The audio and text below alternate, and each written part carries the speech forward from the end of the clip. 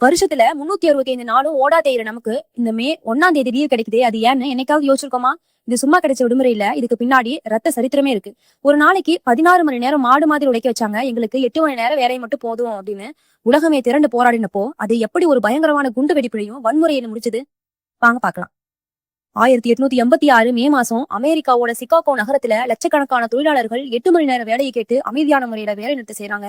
ஆனா மே 3ஆம் தேதி நடந்த போராட்டத்துல போலீசார் துப்பாக்கிச்சூடு நடத்த சில தொழிலாளர்கள் கொல்லப்படுறாங்க. இதை கண்டிச்சு அடுத்த நாள், அதாவது மே 4 அன்னைக்கு சிகாகோவோட ஹெமார்கெட் சதுக்கம் அப்படிங்கிற ஒரு முக்கிய மைதானத்துல ஒரு கண்டன கூட்டம் நடக்குது. கூட்டம் முடியிற நேரத்துல போலீஸ் கூட்டத்தை கலைக்க வர்றாங்க. அப்போ திடீர்னு யாரோ ஒருத்தர் போலீஸ் மேல ஒரு டைனமைட் குண்டை வீசுறாரு. அந்த இடமே ரணகலமாக்குது.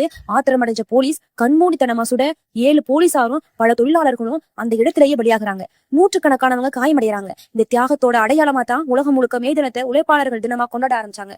சரி, அமெரிக்காவில் நடந்த போராட்டம் இந்தியாவுக்குள்ள எப்படி வந்தது? குறிப்பா தமிழ்நாட்டுக்குள்ள எப்படி வந்துச்சு? அதுக்கு காரணமானவர் யார் தெரியுமா?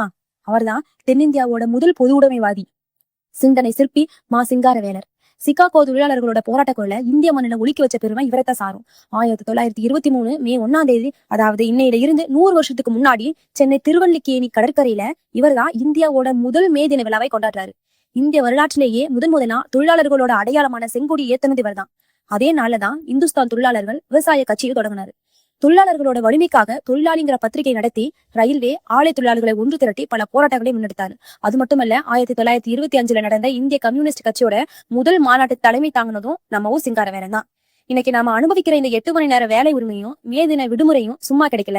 சிகாகோ ஹெமார்கெட் சதுக்கத்துல நடந்த ரத்த சரித்திரமும் நம்ம ஊர் சிங்காரவேலர் விதித்த கொள்கைனா இதுக்கு காரணம். தொழிலாளர்களின் தியாகத்தை கண்டிப்பா நம்ம போட்டுதான் ஆகணும். இந்த மே தின வரலாற்று பதிவு உங்களுக்கு பிடிச்சிருக்கும்னு நினைக்கிறேன். பிடிச்சிருந்தா லைக் பண்ணிட்டு சப்ஸ்கிரைப் பண்ண மறந்துடாதீங்க.